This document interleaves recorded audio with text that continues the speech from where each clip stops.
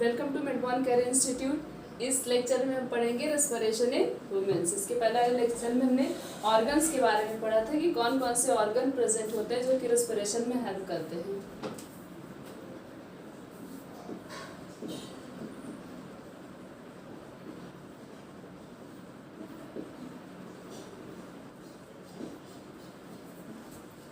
Women's में किस तरह से रेस्पिरेशन होता है। अदर एनिमल्स के अकॉर्डिंग ह्यूमन स्विंग में ब्रीथिंग करते हैं। Air contain oxygen, the human being need oxygen to stay alive. जीवित रहने के लिए हमें ऑक्सीजन की जरूरत होती है। 1 घंटे भी ऑक्सीजन, 1 मिनट भी हम ऑक्सीजन के बिना नहीं सर्वाइव कर सकते हैं, तो ऑक्सीजन बहुत जरूरी होता है जीवित रहने के लिए। We need this oxygen by breathing in the air. The oxygen help to break down the food absorb in the body to release energy. Oxygen करता क्या है, इसके पहले हमने पढ़ा था रेस्पिरेशन कि ऑक्सीजन कर क्या रहा था। ऑक्सीजन फूड के पार्टिकल को ब्रेक डाउन करता है, उससे हमें एनर्जी मिलती है। जब फूड के पार्टिकल ब्रेक डाउन होते हैं हमें एनर्जी मिलता है। उस एनर्जी को हम क्या करते हैं, अलग अलग एक्टिविटी परफॉर्म करने के लिए यूज करते हैं। अपनी लाइफ को मेंटेन करने के लिए एनर्जी यूज करते हैं। The process by which energy is release from the food in our body is known as respiration. तो रेस्पिरेशन क्या होता है, ऐसा प्रोसेस जिसमें फूड का मॉलिक्यूल ब्रेक डाउन होता है due to the present of oxygen is known as respiration.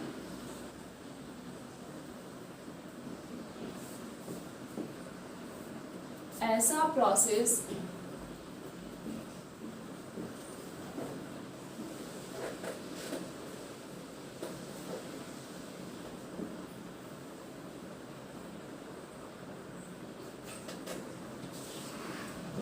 Energy released होती है किससे,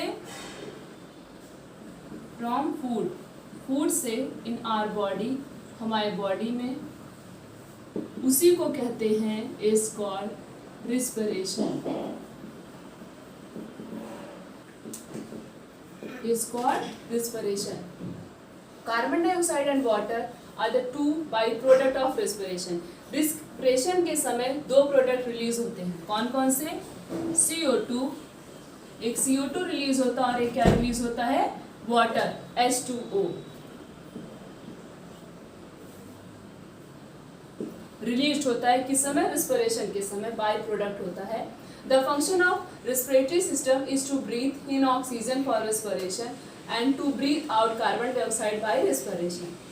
ऑक्सीजन हम क्या करते हैं, इनटेक करते, इनहेल करते हैं, और कार्बन डाइऑक्साइड क्या करते हैं, एक्सहेल करते हैं, रिलीज करते हैं, बाहर निकालते हैं। It is the lungs that the gases are exchange between the blood and the air. क्या प्रेजेंट होता है, ब्रीथिंग ऑर्गन ह्यूमन बीइंग में क्या होता है, lungs.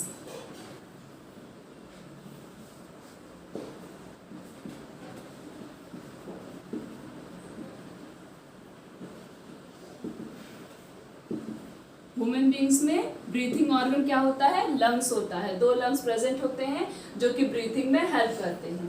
The gases exchange between the blood and the air are oxygen and carbon dioxide exchange होता है। We can live without food, बिना खाने के, बिना पानी के रह सकते हैं, लेकिन हम 1 मिनट या कुछ मिनट बिना एयर के, मतलब बिना ऑक्सीजन के नहीं रह सकते हैं। तो ब्रीथिंग बहुत ही इंपॉर्टेंट प्रोसेस होता है हमारी बॉडी का। During breathing we take air into our lungs through the nose। nose से क्या करते हैं, inhale करते हैं, फिर वो एयर कहाँ पे जाता है, हमारे lungs में जाता है। the ordinary air which we take into the lungs is rich in oxygen, but अब हम जो ले रहे हैं, मतलब इनहेल कर रहे हैं, उसमें ऑक्सीजन ज़्यादा प्रेजेंट होता है। जो चीज़ हम एक्सहेल करते हैं उसमें CO2 का अमाउंट ज़्यादा होता है, इसका कंसंट्रेशन ज़्यादा होता है। The breathing in human being take place through the organ. Breathing होता है by the help of lungs की मदद से। The taking in of air which is oxygen into the body during breathing is called the inhalation.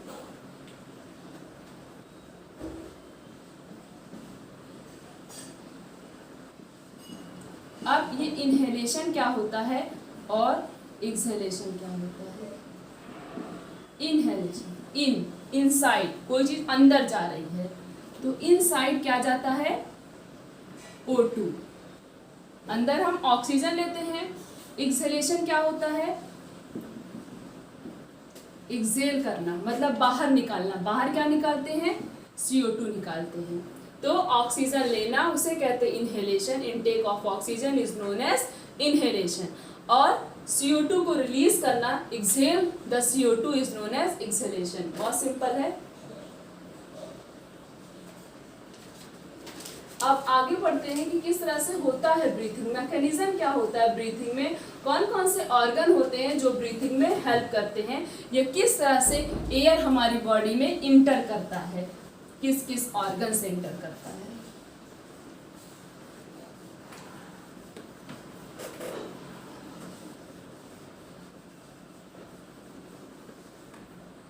Next है mechanism of breathing.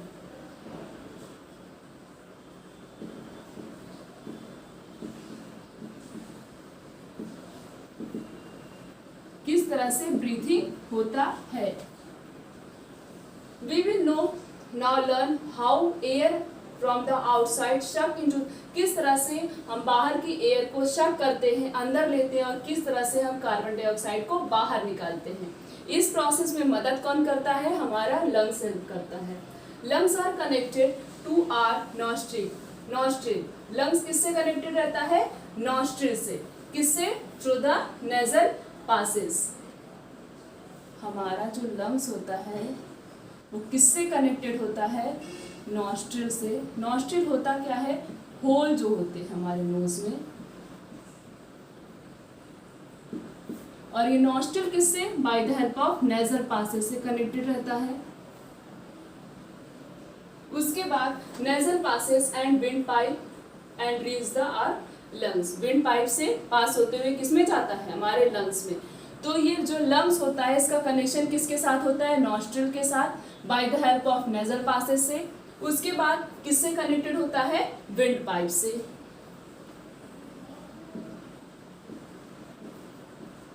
Wind pipe, फिर ये हमारा lungs. तो ये जो होल्स प्रेजेंट होते हैं नोज में, इससे एयर इंटर करता है।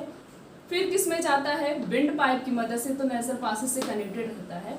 विंड पाइप की मदद से किस में जाता है? हमारे लंग्स में जाता है। अब लंग्स में जाने के बाद क्या होता है? आर टू लंग्स, दो लंग्स होते हैं तो सबको पता है।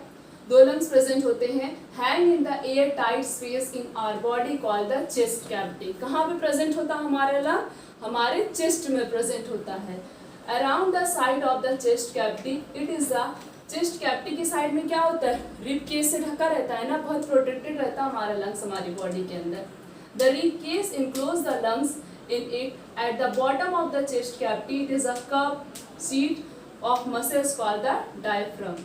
जहाँ पे हमारा चेस्ट कैविटी प्रेजेंट होता है उसी के नीचे कुछ इस तरह से स्ट्रक्चर प्रेजेंट होता है। इस तरह का कुछ स्ट्रक्चर होता है, इसी से अटैच रहता है, इसे कहते हैं डायफ्राम, जो कि डोम शेप स्ट्रक्चर होता है। डोम शेप स्ट्रक्चर होता है।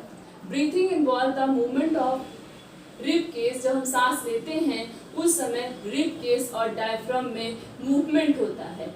अब यही पढ़ेंगे कि ब्रीथिंग जब हम सांस लेते हैं उस समय क्या होता है, अब जब हम बाहर निकालते हैं एयर को तब उस समय क्या होता है। ना समझ में आ गया?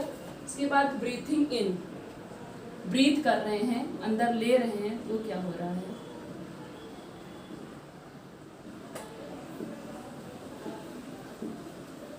ब्रीथिंग इन, जब सांस लेते हैं तब उस समय क्या होता है? द टू थिंग हैपन, दो चीज होता है एक साथ होता है। The muscle between the rib contract causing the rib case to move upward and downward. सबसे पहला क्या होता है? सांस हमने लिया, ऐसे अंदर सांस खूब तेज से लिया, तब क्या होता है? हमारे रिब्स जो होते हैं, रिब केस होते हैं, ऊपर और नीचे उनका मूवमेंट होता है। तो सबसे पहले क्या होता है?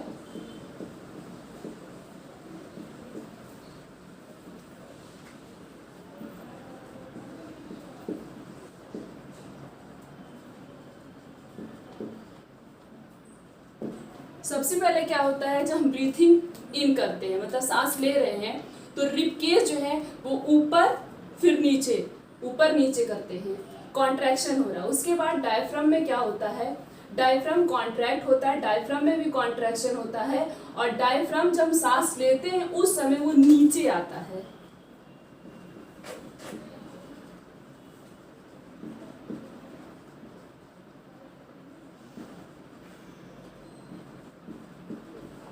डायफ्राम में क्या होता है, डाउनवर्ड मूवमेंट होता है। तो जब हम सांस ले रहे हैं तब क्या होता है, जो रिब केस है वो ऊपर नीचे मींस अप एंड डाउन, और डायफ्राम क्या होता है वो नीचे की तरफ आता है।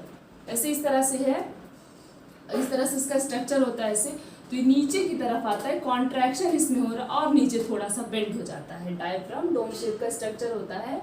उसके बाद the inward and outward movement of rib case as we downward at the chest cavity become a large air is shoved in the outside of the lungs.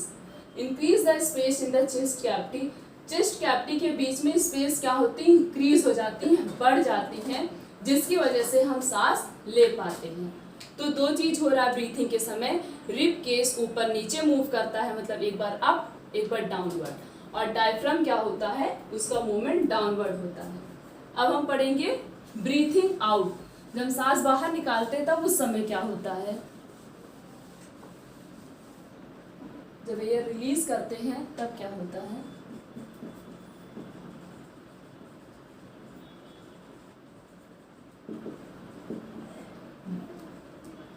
When we breathe out, even two things, इसमें भी दो चीज होता है। The muscle between rib relax, causing the rib cage to move the downward and inward. Relax हो गई। पहले क्या हो रहा था, इनमें अपवर्ड जा रहा था फिर नीचे आ रहा था, तो इसमें क्या होता है उसी का उल्टा होता है, पहले नीचे जाता है फिर ऊपर आता है।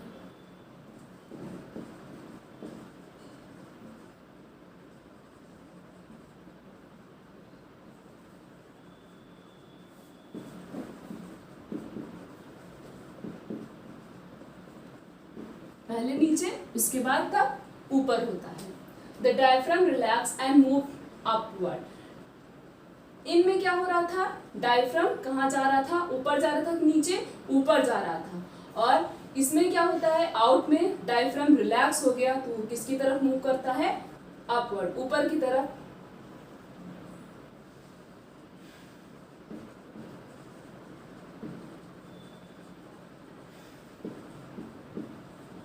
ये ऊपर की तरफ, इस तरह से ऊपर की तरफ मूव हो गया, और इनमें क्या होता है नीचे की तरफ इसका मूवमेंट होता है। डिक्रीज द स्पेस, क्योंकि स्पेस जो है चेस्ट कैविटी की वो छोटी हो जाती है, कम हो जाती है, जिसकी वजह से हमारा लंग क्या कर पाता है, एयर को पुश कर पाता है, बाहर की तरफ निकाल पाता है। कल हम और अच्छे से डिटेल में पढ़ेंगे कि किस तरह से ब्रीथिंग, किस तरह से सांस लेते हैं और किस तरह से उसे रिलीज करते हैं, और कौन कौन से और भी ऑर्गन होते हैं जो इसमें हेल्प करते हैं, और हमारा लंग्स जो है वो किससे मिलकर बना हुआ होता है।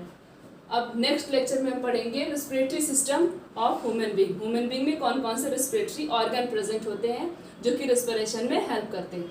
आज का लेक्चर बस यहीं तक। Thank you.